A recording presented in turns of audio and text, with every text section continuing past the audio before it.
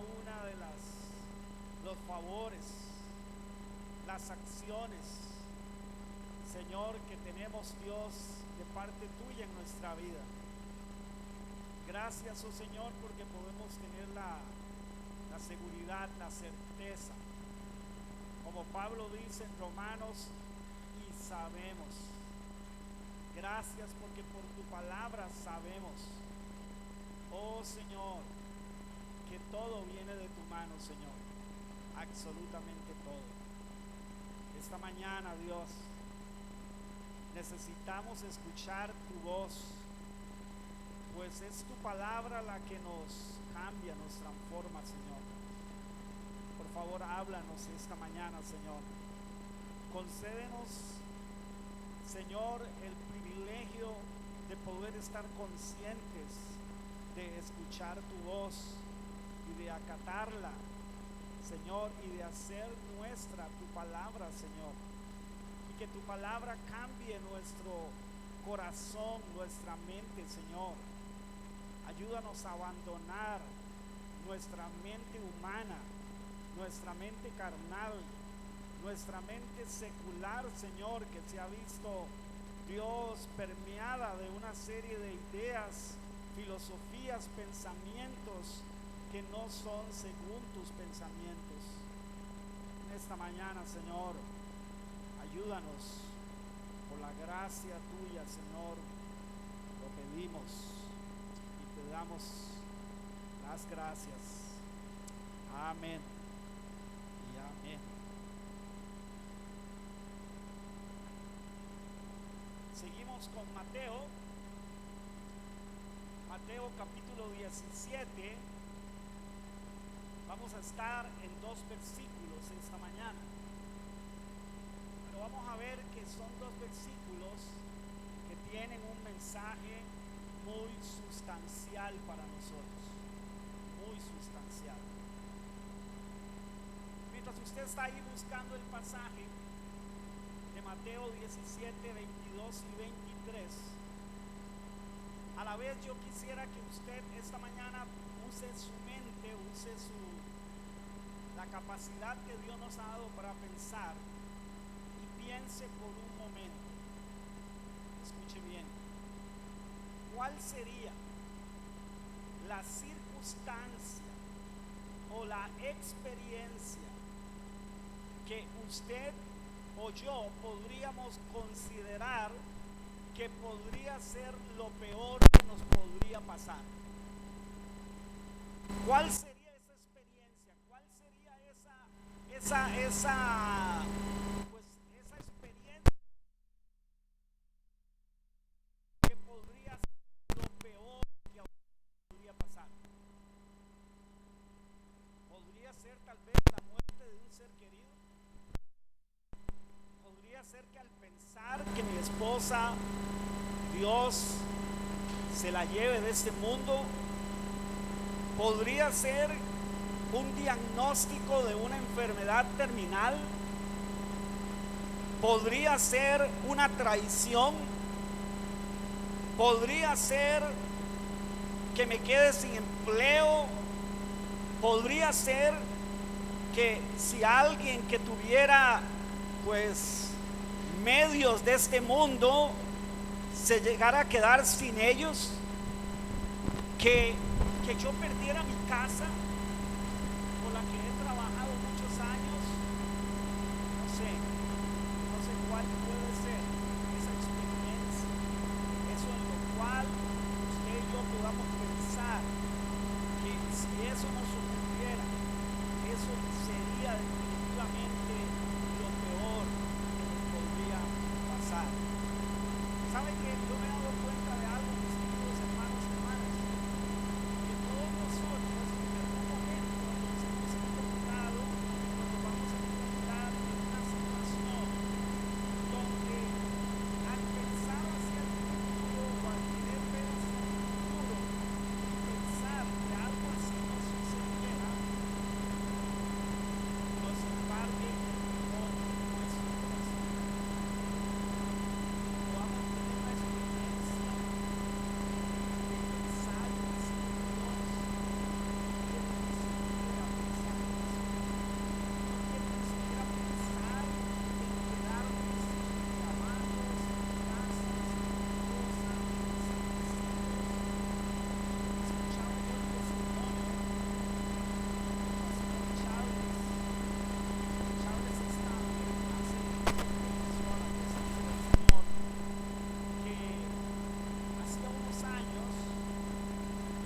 esposa de Charles Stanley le pidió el divorcio después de muchos años de matrimonio.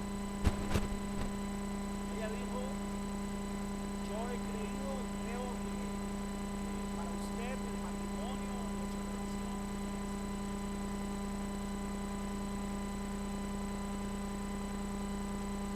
es cierto o no fuera cierto. Lo que pasa es que de pronto el hermano, el pastor, hombre de Dios, de testimonio por muchísimos años, de pronto se vio humanamente solo. Y yo quiero decirle algo esta mañana, y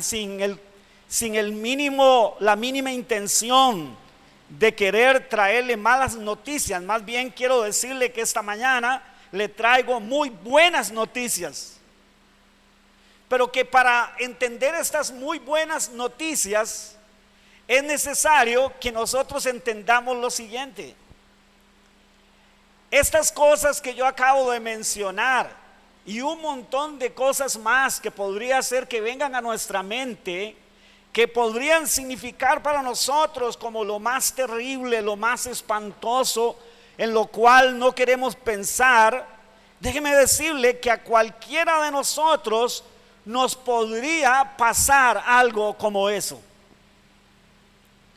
¿Y saben por qué?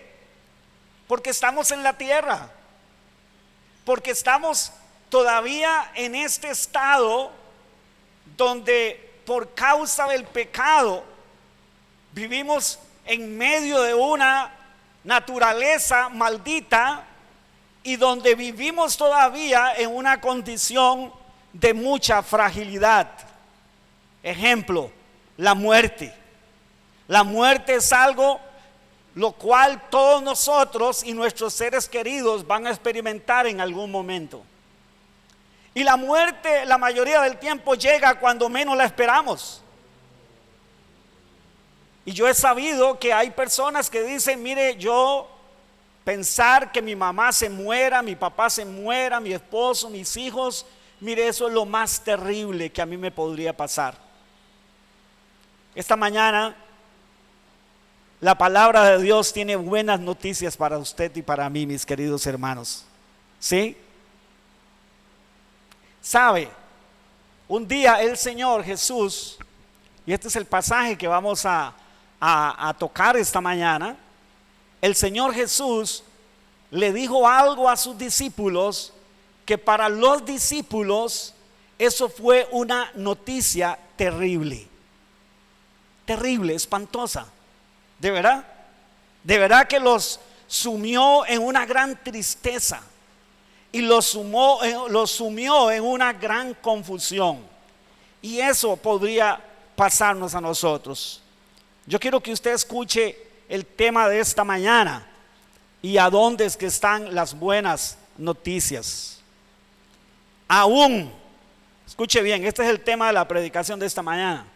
Aún lo que parece terrible, ya pensamos en lo más espantoso. Aún lo que parece terrible, lo más espantoso, escúcheme bien, mi querido hermano y mi hermana, está en el plan de Dios. Aún lo más terrible está en el plan de Dios. Esta mañana vamos a hablar enfocados en un principio doctrinal. Escuche bien, es doctrina bíblica. Algo que se llama la providencia divina. Se los voy a explicar así rápidamente antes de leer el texto, los textos que vamos a leer. ¿Sabe lo que eso significa, la providencia divina? Que Dios no solo creó todas las cosas, sino que Dios sostiene todas las cosas, las hace permanecer, y todo lo que sucede, Él está en control de todo lo que sucede, en el cielo y en la tierra. Y por consiguiente, en su vida y en mi vida y en cada momento de nuestro existir. No hay nada que suceda que no sea controlado por la mano de Dios. Ahora, por cierto, me acerqué a mi hermano Steve y le leí un versículo del Salmo que estábamos leyendo, que mi esposa leyó, el Salmo 105. Y creo que no llegamos hasta ahí, pero hablando de las cosas que Dios hizo por Israel, no recuerdo ahorita si alguien lo busca al decir lo que voy a decir y me lo recuerda para que usted lo pueda leer. Escuche lo que dice: mandó hambre. ¿Cómo? Dios mandó hambre. Sí, Dios mandó hambre. Las hambres no vienen por obra de Satanás, en el sentido por control del diablo, vienen por propósito divino. Y así, hermano, póngale de ahí para abajo absolutamente todas las cosas. Verso 16, para que lo busque. Son esos textos que nosotros nos brincamos, porque ¿sabe qué? Golpean nuestra estructura doctrinal. En nuestra estructura doctrinal nosotros lo vemos de esta manera: lo malo viene del diablo, lo bueno viene de Dios. Así que si una hambre es mala, una hambruna es mala, porque hasta incluso muere gente de hambre, ¿eso de dónde viene? Según nuestra teología, del diablo. Eso es malo. Dios no quiere eso para mí ni para el mundo. Esa es nuestra teología. ¿Cómo me explica usted que el salmista dice que Dios mandó hambre? ¿Ah? Hay que ver el contexto para entender también mejor. Ahora sí, ese no era el texto original de esta mañana para hablar del tema. Vamos a Mateo 17, 22 y 23. Dice: estando ellos en Galilea, quiero anunciarle que lo vamos a leer en los 3 evangelios, para que se prepare y vaya yendo. Ahorita le doy las citas a los otros evangelios, porque lo vamos a leer en los 3, porque van a ver qué hermoso cómo los 3 evangelios construyen una idea más amplia, más clara, ¿sí? Los sinópticos. Mire, dice: estando ellos en Galilea, Jesús les dijo, oiga, y aquí es donde está la aparente y terrible noticia: el Hijo del Hombre será entregado en manos de hombres, en manos de pecadores. ¿Cómo? El Hijo del Hombre será entregado en manos de pecadores. Y como si eso no fuera mucho, lea a continuación conmigo: y le matarán.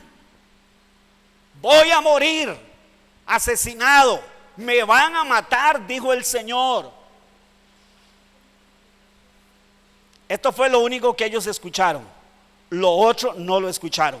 Ya su mente se bloqueó, y eso nos podría pasar a nosotros. Mas al tercer día resucitará. Más al tercer día resucitará. Y escuche la reacción de los discípulos. Y ellos, ¿qué hicieron? ¿Qué les embargó? La tristeza, hermano. La tristeza. Y ellos se entristecieron, oiga, en gran manera. ¿Usted sabe lo que eso significa? Entraron en una profunda tristeza. O sea, todo se les cayó al piso. Todo, la felicidad, la estabilidad, todo se les cayó al piso. Quisiera que fuéramos ahora a Marcos, porque Marcos nos añade un poquito más, y luego vamos a ver que Lucas nos añade un poquito más y nos construye entonces una idea más amplia, más hermosa. Vaya conmigo a Marcos capítulo 9, verso 30 y 30 al 32. Dice: habiendo salido de allí, caminaron por Galilea, y no quería que nadie lo supiese, porque enseñaba a sus discípulos. Oiga, esto era solo para sus discípulos, no quería Jesús que nadie lo supiera. Dice, y les decía: el Hijo del Hombre será entregado en manos de hombres y le matarán. Después de muerto resucitará al tercer día. Oiga, ¿qué nos dice Mateo? Y ellos se entristecieron en gran manera. Pero oiga lo que nos dice Marcos. Pero ellos no entendían esa palabra y tenían miedo de preguntarle. Oiga, ellos no entendían esa parte que Jesús les dijo. Por eso fue que cayeron en esa profunda tristeza, porque aparte de que no la entendían, tenían miedo de preguntarle a Jesús. Ahora vamos a Lucas 9, 43 al 45, para que podamos ver otra partecita más que nos ayuda a entender un poco más el estado de los discípulos, la reacción de ellos ante esta aparente y espantosa y terrible noticia. Y todos se admiraban de la grandeza de Dios, y maravillándose todos de todas las cosas que hacía, dijo a sus discípulos: haced, oiga lo que Jesús les dice: haced que os penetren bien en los oídos estas palabras. Fue como: grábense en estas palabras, porque acontecerá que el Hijo del Hombre será entregado en manos de hombres. Mas ellos no entendían estas palabras. Oiga, pues les estaban, ¿qué? A ver si está leyendo conmigo. Les estaban veladas. O sea, a ellos no les fue dado el entendimiento para entenderlas.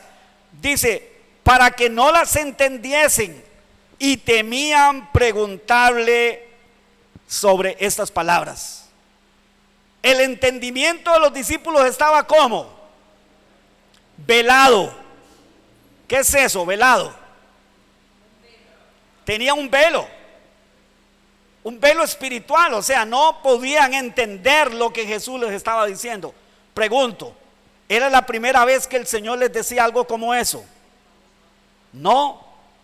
¿Ustedes se acuerdan lo que al palabras como estas, similares o iguales, más bien iguales, ¿sí? ¿Cuál fue la reacción del apóstol Pedro ante Jesús cuando le dijo estas palabras? ¿Se acuerdan? Las vimos. Señor, tal cosa no te acontezca. Tal cosa no te acontezca. Pudiera ser que parte del temor que tenían de preguntarle había sido por la respuesta que Jesús le había dado a Pedro. Porque ¿qué le dijo el Señor? Apártate de mí, Satanás, porque me eres tropiezo. No sabemos si tal vez esas palabras quedaron tan en los discípulos que dijeron: y qué torta, y ahora no entendemos esto, pero ¿cómo preguntarle al maestro si el otro día Pedro le dijo esto y él le respondió de esta manera? Y no tenían miedo de preguntarle, que Jesús los fuera a reprender duramente. No sabemos en realidad, pero podría ser. Lo cierto es que ellos no entendieron. Yo quisiera que meditáramos un momentito en la noticia terrible y espantosa aparentemente que Jesús le dio a sus discípulos. La noticia que Jesús dio a sus discípulos, déjeme decirle algo, mi querido hermano y mi hermana, esta mañana, era una extraordinaria noticia. Era una extraordinaria noticia en la providencia divina. Analicémosla. Imagínense. Era la más extraordinaria noticia, porque ¿sabe qué, mis queridos hermanos y hermanas? a través en la providencia divina, en lo establecido por Dios, a manera de un decreto. Va grabándose estos términos y estos conceptos en su corazón, en su mente, ¿sí? Providencia divina, ya les expliqué lo que es a grandes rasgos, ¿sí? Decreto divino. ¿Sabe qué es el decreto divino? Lo que Dios ha establecido, lo que Dios ha declarado, y no solo declarado, sino que ha propuesto hacer, y eso no lo cambia nadie. Por lo tanto, todo lo que Dios hace, lo hace en base a ese decreto. Que de paso, Él es el único que puede decretar por aquello. Por si en algún momento nos hemos visto tentados en caer en esas falsas doctrinas de decretar. El único en la Biblia que decreta es Dios. Y Él ha hecho un decreto. Lo podemos también ver como un propósito, como un plan eterno y perfecto. Y en ese plan eterno y perfecto, en ese decreto, en su providencia, ¿sabe qué, mis queridos hermanos y hermanas? Esta era la noticia más extraordinaria, debió haber sido para los discípulos y para todos los pecadores. ¿Saben por qué? Porque ahí es donde estaba manifestada la redención de la muerte eterna de los pecadores. Lo que Jesús estaba diciendo es: voy a llevar a cabo la redención de sus pecados. Voy a liberarlos de esa esclavitud que los tiene muertos en delitos y pecados, y los voy a trasladar a la vida. Es algo así como cuando Jesús se paró frente a la tumba de Lázaro y dijo: Lázaro, ven fuera. ¿Y qué sucedió? ¿Qué sucedió? Que Lázaro vino a la vida de nuevo, porque lo llamó ¿quién?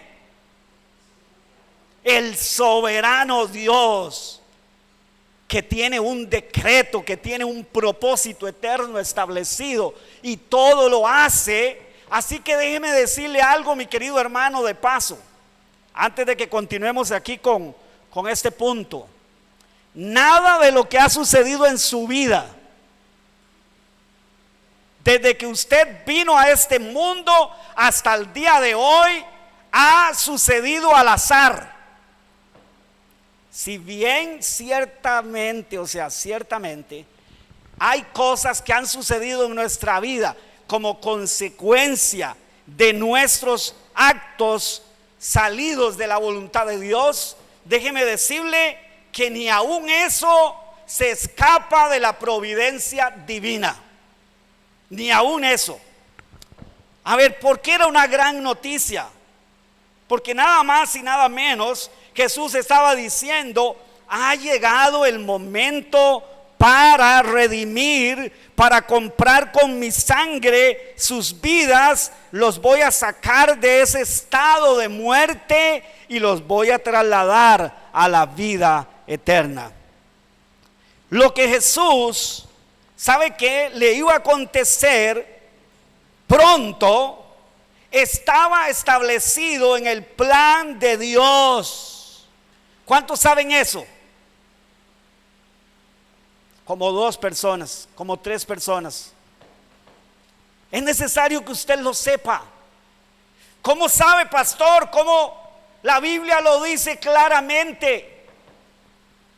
La Biblia nos lo enseña claramente, que Dios destinó a su Hijo para matarlo. Porque lo que usted y yo merecíamos por nuestra maldad, por nuestro pecado, Él tenía que sufrirlo para que entonces Dios pudiera perdonarnos a usted y a mí. No eran grandes noticias. No era la noticia más extraordinaria que los discípulos jamás pudieron haber escuchado desde su existencia, o sea, desde el momento que vinieron a la existencia. Sin embargo, ¿sabe qué? Cuando nuestros ojos, cuando nuestra forma de pensar y de ver las cosas no están conectadas con Dios, entonces podemos verlo de otra manera catastrófica, terrible y espantosa. Pero lo que Jesús le estaba diciendo a sus discípulos, hermanos, era lo más grande y extraordinario que jamás Dios había hecho por los hombres. Y era recordarles a los discípulos que Él, que es Dios, había venido, era exactamente para eso. Que esa parte, mis queridos hermanos, de su muerte y su resurrección era la parte más importante de su obra terrenal. Pues yo quisiera que meditáramos esta mañana en lo siguiente. Pablo dice que si Cristo no resucitó, quiero que lo leamos en 1 Corintios capítulo 15. Oiga lo que dice Pablo. Si Cristo hubiera venido a este mundo, se hubiera encarnado, hubiera estado 3 años y medio con sus discípulos, les hubiera enseñado todo lo que les enseñó.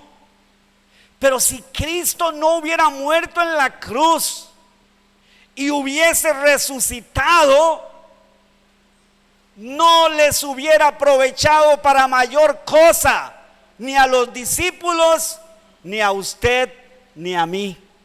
Pero oiga lo que dice el apóstol Pablo, capítulo 15 de 1 Corintios, versos 14 al 17. Y si Cristo, oiga, y si Cristo, porque el problema de fondo aquí, hermanos, de contexto, le voy a decir cuál es. Andaban algunos falsos maestros diciendo que la resurrección no existía. ¿Y sabe qué había traído esto al corazón de los hermanos cristianos? Tristeza profunda. Porque, ¿qué pasaría en el caso de nosotros? Ejemplo, en mi caso, mi mamá, mi papá, mi suegra y las personas, mis tíos, mis tías, gente que uno tiene testimonio de que murieron en el Señor. ¿Qué pasaría? Que no los volvería a ver nunca más. Y los hermanos habían caído en tristeza y estaban en la iglesia de Corinto, estaban tristes los hermanos. ¿Por qué? Porque al escuchar esa enseñanza de que no había resurrección, entonces ellos decían, y entonces cuando yo nunca los voy a volver a ver, y cuando yo me muera no voy a desaparecer, o sea, no voy a resucitar. Pero oiga lo que Pablo dice. Y si Cristo no resucitó, ¿qué dice? Lea conmigo, por favor, lea conmigo. Vana es entonces nuestra predicación. Ahora usted entiende lo importante que es la doctrina de la muerte y la resurrección de nuestro Señor Jesucristo. Es el péndulo de la doctrina cristiana. De ahí pende todo, de ahí cuelga todo. Si eso Dios no lo hubiera hecho, ¿sabe qué? Ser cristiano no tendría ningún sentido. Sería como ser budista, seguidor de un hombre que después de haber dicho lo que dijo, murió. Y si es el caso, hoy sus restos están ahí enterrados todavía. Vana es también nuestra fe. Usted se puede imaginar. Vana es también nuestra fe. Versículo 15. Y somos hallados falsos testigos de Dios, porque hemos testificado de Dios que ¿qué? Que Él resucitó a Cristo, al cual no resucitó. Si la resurrección no existe, si en verdad los muertos no resucitan, porque si los muertos no resucitan, tampoco Cristo resucitó. Y si Cristo no resucitó, nuestra fe es ¿cómo? ¿Qué significa vana? No sirve para nada, no tiene ningún sentido, ni tiene ningún valor. Es solamente una filosofía, es solamente un concepto, no una verdad gloriosa. Aún, escuche, estáis en vuestros pecados. Entonces, también los que durmieron en Cristo perecieron, desaparecieron para siempre. Si en esta vida, oiga, siendo así lo que ellos decían, esperamos en Cristo, somos los más dignos de conmiseración de todos los hombres. Oiga, qué terrible, hermano.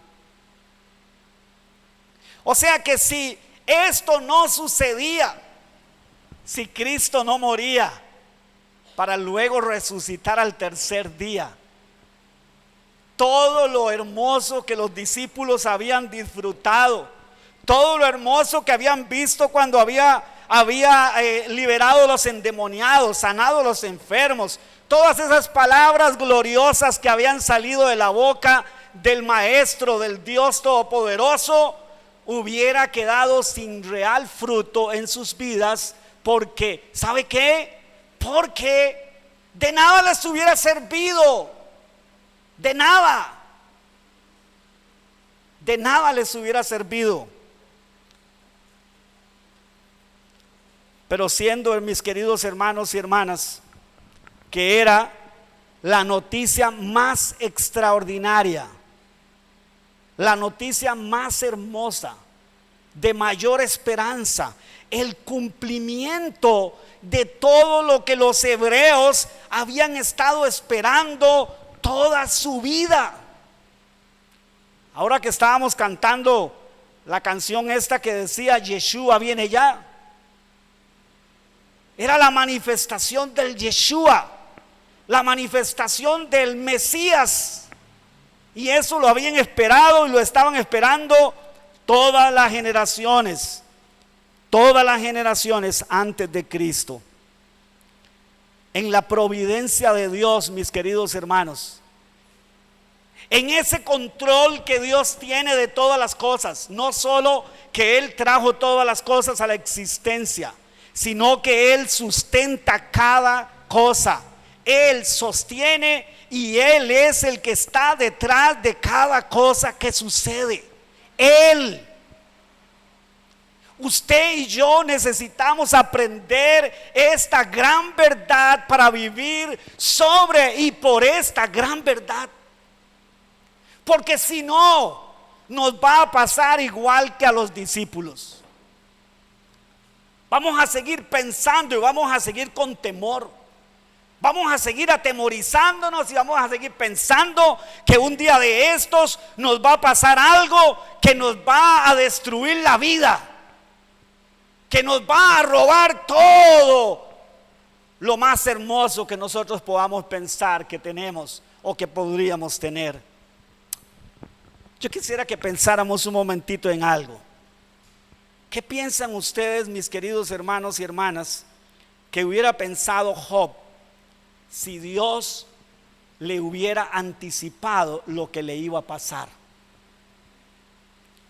Ustedes sabían que Job dice que a él le vino lo que él temía. ¿No lo ha leído? Sí, vaya conmigo al libro de Job para que usted vea. Job capítulo 3, versículo 25. Esto es una gran noticia, mi querido hermano y mi hermana. Esta es una doctrina esencial, fundamental de nuestra fe cristiana. Sí, vaya conmigo al libro de Job, capítulo 3, versículo 25.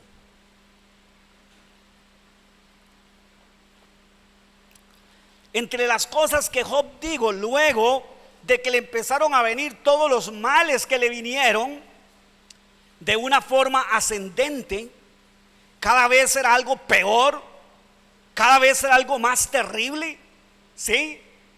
Ya yo imagino que Job ya no sabía hasta dónde iba a ser lo terrible que le iba a pasar, porque cada vez las noticias que le traían eran horribles, espantosas, y lejos de haber buenas noticias, aparentemente lo que habían cada día eran noticias más terribles. Pero vamos a ver el antes de Job.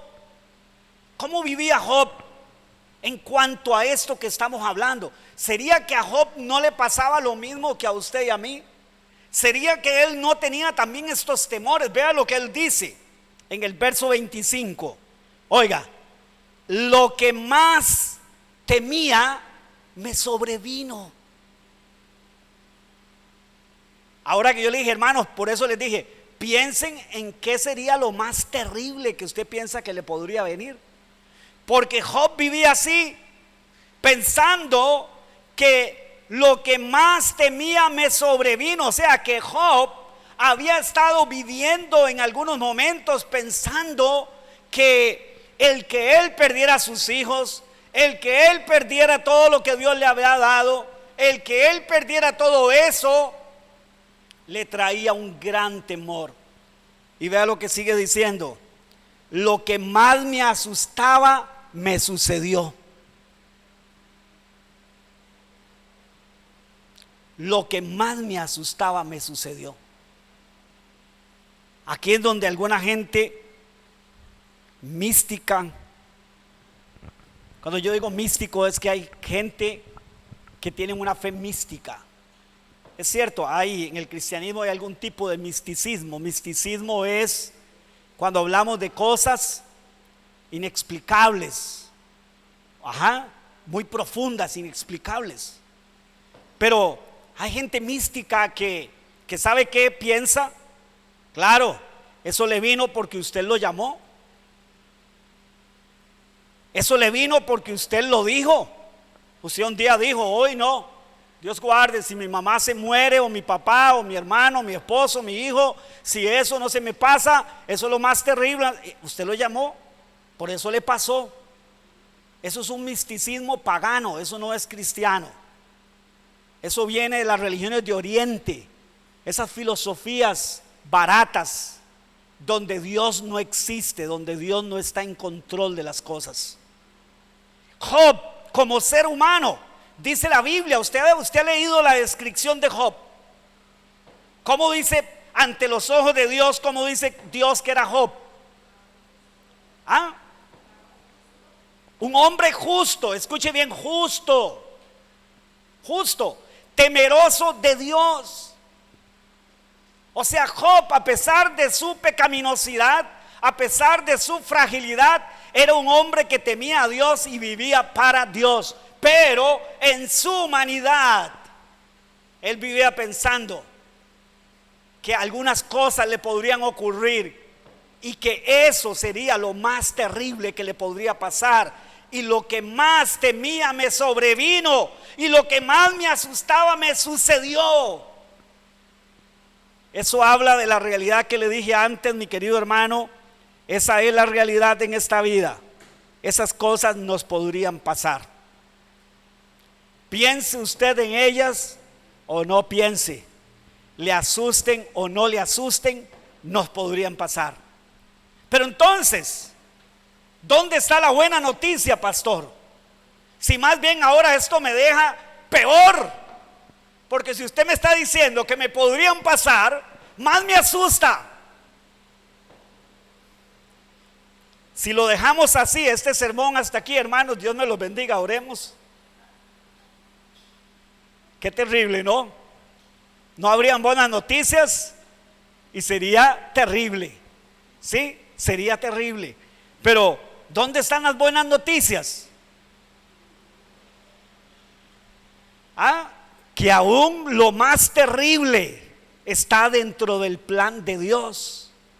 Porque Dios, el soberano Dios, ha decretado, ha hecho un decreto, un propósito, y nos ha introducido a nosotros ahí.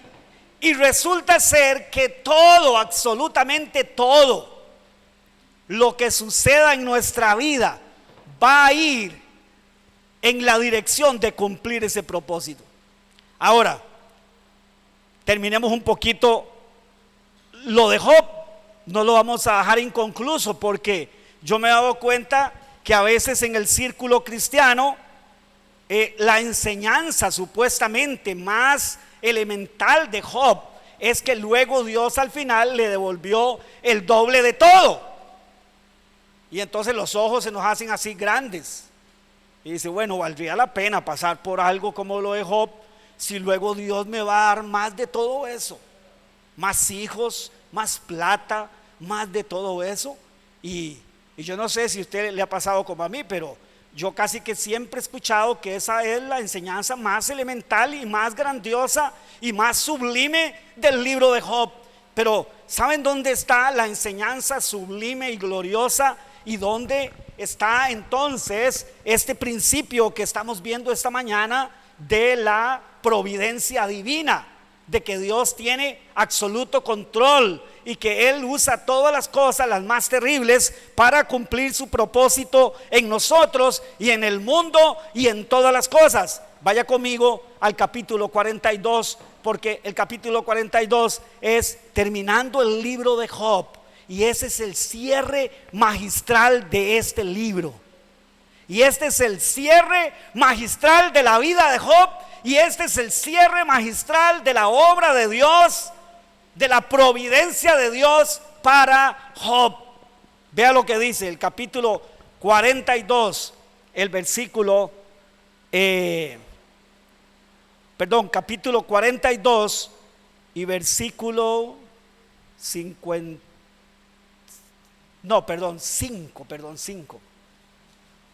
Aquí se me confundieron los números. Oiga lo que Job dice. Una vez que ya pasó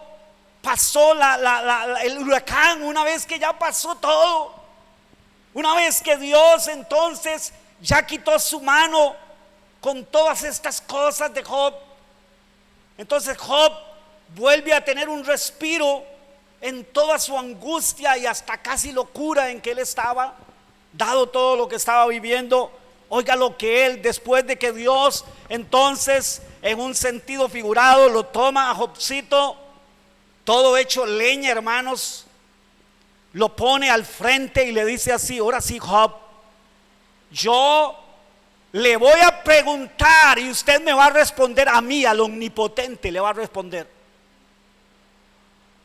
Y sabe, cuando Job se vio delante de Dios, confrontado en su realidad tan miserable, tan pequeña, ante un Dios tan grande y sublime, él exclama y dice: de a oídas te había oído, Señor.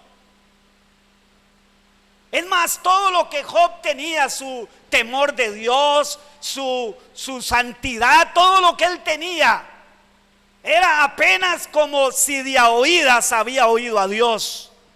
Pero ¿qué dice? ¿Está leyendo conmigo? Pero ahora mis ojos te ven.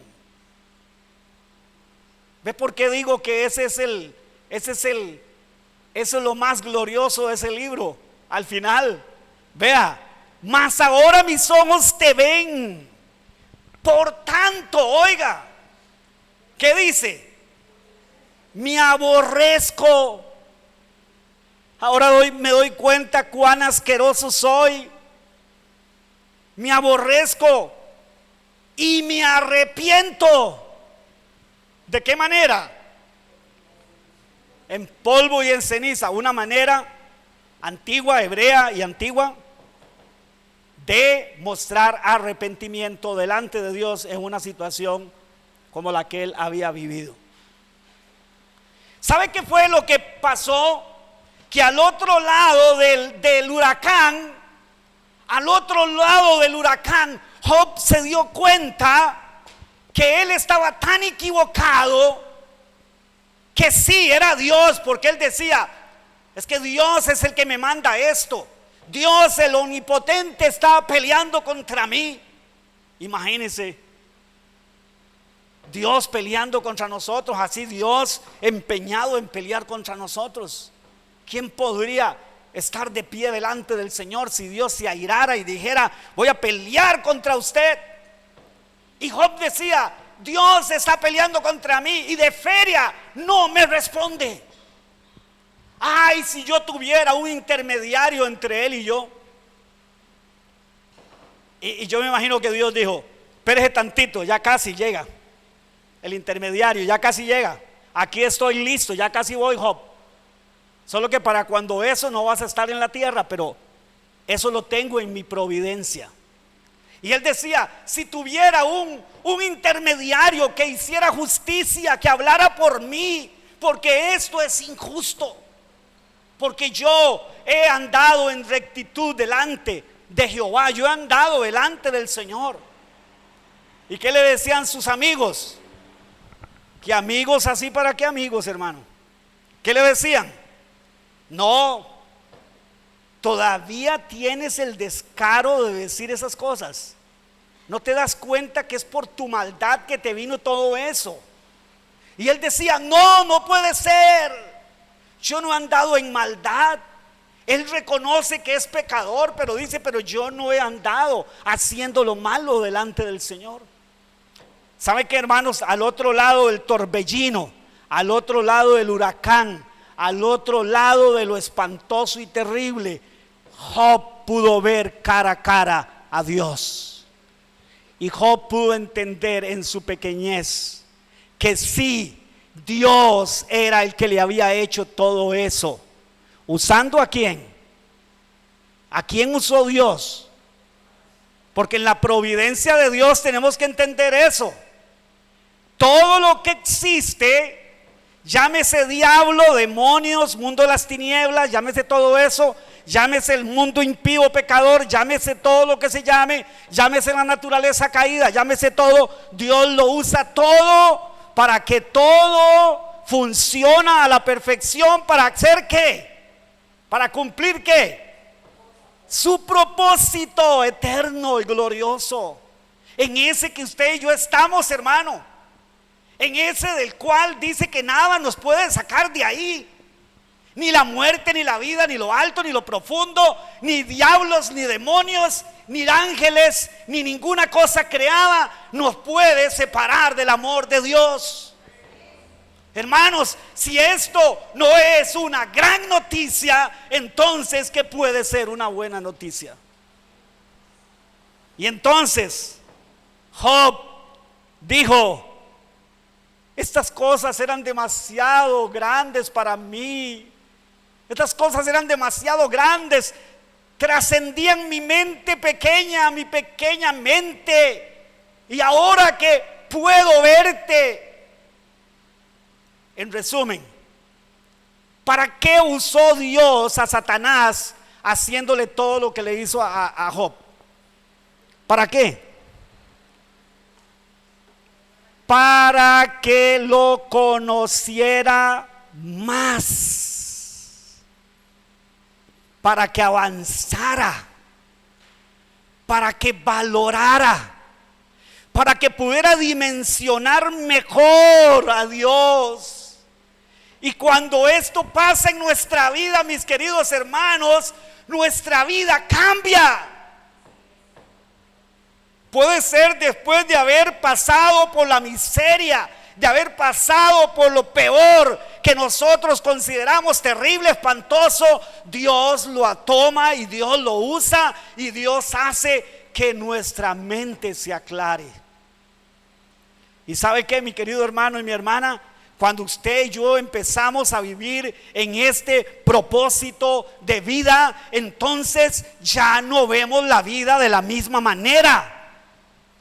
Sí, claro, en el momento, en la circunstancia, claro, nos van a embargar temores, nos va a embargar dudas, nos va a embargar muchas cosas, pero ¿sabe qué va a hacer? Que va a equilibrar nuestra vida, el barco de nuevo, y lo va a llevar a puerto seguro. El que usted y yo entendamos estos principios, hermano. Cuando usted y yo vivimos parados sobre estos principios, sobre estas verdades, ¿sabe qué? Todo el huracán, todo eso, hermano, ¿sabe qué? No nos va a poder desestabilizar. no nos va a poder tirar abajo, no nos va a poder poner en un estado como se pusieron los discípulos. Ellos se pusieron en ese estado de tristeza, de confusión, de temor a la vez, porque ellos no entendían todavía esto. Pero si usted, mi querido hermano y mi hermana, por la gracia de Dios, sabemos, ¿sí? Usted sabe que esa palabra es importantísima en la Biblia, saber. Alguien puede tomar que el saber es cuestión nada más de conocimiento intelectual, pero eso no es un conocimiento intelectual solamente. Pablo dice en Romanos 8:28, y sabemos. ¿Sabe qué significa sabemos? Estamos entendidos por la palabra de Dios que esto es así.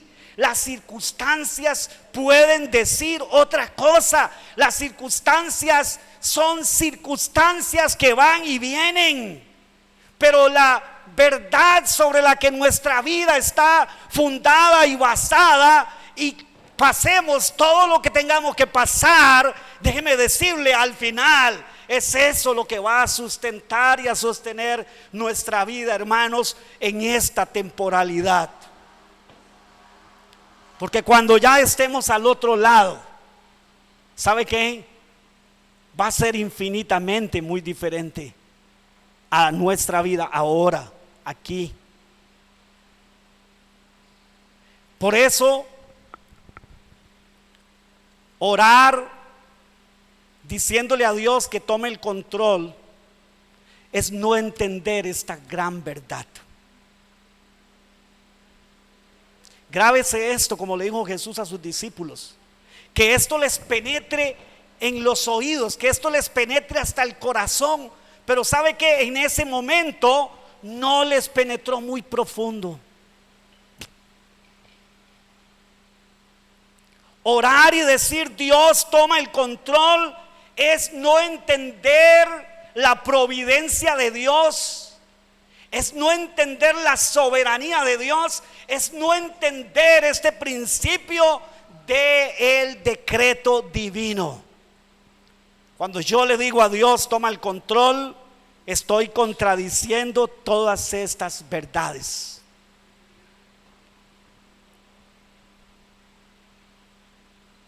Algo interesante, que por cierto ahora lo escuché de una persona allá donde voy a sacar copias, y esta persona me dijo un día: estoy viviendo una situación muy traumática, muy terrible, muy espantosa con mis hijos, con mi familia, etcétera, etcétera. Me ha pasado esto, me ha pasado lo otro. Y le dije: vamos a estar orando. Hemos estado orando, y resulta ser que él ahora me dijo: bueno, me dice, yo espero, dice, pronto que esto pase y que se normalice el asunto con mis hijos y mi familia. Y entonces yo, ¿sabe qué? Le compartí este principio. Le compartí este principio. Y le dije: sabes, fulano, nada de lo que te ha pasado, nada de lo que te está pasando, si usted es un hijo de Dios, si usted tiene esa convicción de que usted es un hijo de Dios, si usted tiene el Espíritu Santo, déjeme decirle que todo eso tiene un propósito en Dios. Y él me dijo: sí, luego yo voy a saber por qué fue que Dios lo permitió. Y yo le dije: no necesariamente. Porque nosotros en nuestra vida a veces quisiéramos poder decir: ya sé, fue por esto, fue para esto, y ahora para esto, y taca, y porque queremos tener el control de nuestra vida. No, Él es el que tiene el control. Cuando ya yo entiendo esto, a mí ya no me importa si entendí la razón por la que Dios lo hizo o no lo hizo. Ya no me importa. Solo sé que dentro del plan eterno de Dios, dentro de su providencia, dentro del decreto divino, eso obró para cumplimiento del plan de Dios en mi vida, y eso es suficiente. Eso es lo que yo necesito saber. Y si eso, mis queridos hermanos, es lo que nosotros tenemos en nuestro corazón, cada día ante las diferentes circunstancias de nuestra vida, vamos a poder vivir una vida cristiana más firme y más en paz, que es lo que Dios quiere. Dios sabe que somos polvo. Dios sabe que somos frágiles. Dios no nos desecha. Dios no nos acribilla con un rayo porque usted y yo un día dudemos. Por su gracia y su misericordia. Pero ¿sabe qué? Él no quiere vernos así. Esa no es la vida que Él prometió. Esa no fue la vida que Él quiere que usted y yo vivamos. Él quiere que usted y yo podamos vivir una vida, ¿sabe de qué? De confianza, de paz en Él. Aquel cuyo pensamiento en Él persevera. Y poderoso es Dios para guardarnos sin caída hasta el fin. Poderoso es Dios. ¿Sí? Pero entonces, ya no le digamos más a Dios, toma el control. Reflexionemos en estas verdades. No, tú tienes el control, Dios. ¿Qué es lo que usted y yo tenemos que orar entonces? Dios, según tu gracia y tu misericordia, favorécenos. Eso es muy diferente. Favorécenos. Favorécenos con tu gracia en esta situación. Favorécenos con fe, favorécenos con fortaleza, favorécenos para confiar en ti. Favorécenos, Dios, favorécenos. Que tu favor sea sobre nosotros. No, ya sé, Él es quien tiene absoluto control de todas las cosas. Su providencia. ¿Sabe qué? Hay gente que al fin y al cabo dice, bueno, sí, yo creo que Dios creó el mundo. Sí, yo creo. Yo creo que esto no es del Big Bang. Yo creo que esto no es asunto del azar. Yo creo que Dios lo creó. Pero Dios lo creó y Dios lo dejó a su suerte. Y Dios no se mete en estos asuntos de la vida, de la tierra. Imagínense cómo Dios va a estar dedicando tiempo a cuidar un microbio. Cómo Dios va a estar teniendo cuidado de un chapulín. Pero ¿cuál fue el mensaje de Jesús? A ver, ¿qué dijo? Que ni una hoja cae a tierra. Una hoja seca no cae a tierra si no es por la voluntad del Padre.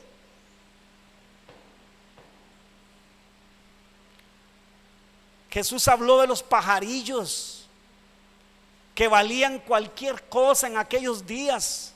Los vendían para hacerse un guisadito, para comérselos en guiso. Los pajaritos pequeñitos, ¿sí? Y dice, mire, eso valen tanto, eso no vale nada. Pero sin embargo, ustedes valen mucho más que esas avecillas. Y aún a esas avecillas comen porque el Padre les da de comer. ¿O no está implícito este principio que estamos hablando aquí? Está implícito en toda la Biblia. Y entonces Elías, en su turbulencia emocional, sale corriendo y se mete allá en una cueva. ¿Sí? Y entonces cuando dice que escuchó un viento y era Dios que, ¿verdad?, que estaba ahí, entonces le dijo, Elías, heme aquí, Señor, ¿qué haces ahí, Elías? ¿Y qué dijo Elías? Señor, le tengo una noticia terrible y espantosa. Han matado a todos los profetas tuyos y solo yo he quedado y he tenido que venirme aquí para poder salvar mi vida. ¿Y qué le responde la divina providencia? Providencia. ¿Qué le responde? Elías, hay 7,000 todavía allá que no han doblado sus rodillas ante Baal. Esa es la providencia divina, hermanos. Cuando usted y yo creemos, que las cosas, hermanos, son las cosas más terribles, las cosas más espantosas, ¿sabe qué, hermanos? Dios, que está en control de todas las cosas, puede y va a usar esas cosas, ¿sabe para qué? Para que al final usted y yo podamos conocerlo cada vez más. Porque entonces, cuando la tormenta pasa y usted está entendido en estos principios, entonces usted puede darle la gloria a Él, porque sabe que fue Él el que lo libró, la que lo libró, el que hizo que usted pudiera pasar eso, el que le proveyó, el que usó eso para traerlo al entendimiento de que era necesario que usted y yo creciéramos en aquello que es tan elemental, hermanos, en la vida cristiana. ¿Y saben qué es? En la confianza en Dios. Porque una de las cosas que más estragos hace en nuestra vida es que no confiamos plenamente en Dios.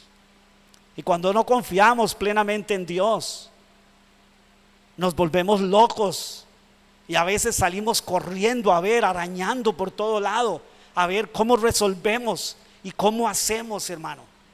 Pero cuando usted y yo desarrollamos una vida entendida en estos principios, entonces en medio de la tormenta, en medio de los peores momentos, levantamos nuestros ojos al cielo y podemos entonces leer estas palabras que nos transmiten una gloriosa verdad y una promesa extraordinaria, como lo que Pablo por el Espíritu Santo dijo en Romanos 8:28. Y sabemos que a los que aman a Dios, solo que lo hemos usado como un versillo, como un estribillo, sin darle el sentido de toda la palabra y de todo lo que Dios es y hace. Todas las cosas les ¿qué? ¿Y cuáles son todas las cosas? Todas, hermano. Estas son las grandes y extraordinarias noticias del Evangelio para usted y para mí en esta mañana, en este día. Todas las cosas. Pastor, no has entendido todavía. Dobla tus rodillas y dile: Señor, enséñame como Job. Enséñame. ¿Sí? Mire, esto es a los que conforme a su propósito. Ven, decreto, propósito, providencia. Todo está asegurado, todo está ahí. No se amargue, mi hermano, mi hermana. Dígale: yo no entiendo, ahora no sé, ahora no entiendo, Dios, pero voy a doblar mis rodillas, me voy a sosegar en tu presencia, Señor. Algo me quieres enseñar, algo quieres hacer en mi vida. ¿Sí? ¿Cuántos en algún momento han querido como mandarle la esposa al Señor antes de tiempo? Como por no sé, como por encargo, así como eso que mandan, no sé, o al esposo. Ahí seguro hay más amenes. ¿Cuántos? ¿Cuántos han querido mandarle a los hijos al Señor antes de tiempo? ¿Cuántos? ¿Sabe qué, mi querido hermano y mi hermana? Escúcheme bien para terminar. Si estás viviendo una situación con sus hijos, con su esposo, con su esposa, con la vida, con todas las cosas, solo dobla tus rodillas humildemente y dile: Dios, sé propicio a mí, sé favorable a mí, Señor. Ayúdame a que esta verdad penetre en mi espíritu, mi corazón, y se convierta en una estructura de fe en la que yo pueda caminar todos los días. Ahora sé que a los que tú amas, a los que tú, Señor, a los que te aman porque tú los escogiste y los amaste primero, Ahora sé que todas las cosas, todas, sí, eso que usted pensó al principio, eso es lo más terrible, eso también no está fuera de la providencia de Dios, del plan de Dios para su vida y para la mía. Padre bueno, que de verdad estas palabras penetren, como tú le dijiste a tus discípulos, penetren hasta lo más profundo de nuestro ser, Señor. Que a partir de hoy podamos saber que a los que tú has escogido, todas las cosas, el llanto, el dolor, la tristeza, todo ayuda para que ese propósito tuyo, ese decreto divino se cumpla en nuestra vida. Si usted ha creído y cree eso, dele un aplauso al Señor, hermano, porque esto es solo por su gracia y su misericordia, y porque Él padeció por nosotros en la cruz del Calvario, y al tercer día se levantó y está sentado a la diestra de Dios Padre. Que Dios les bendiga.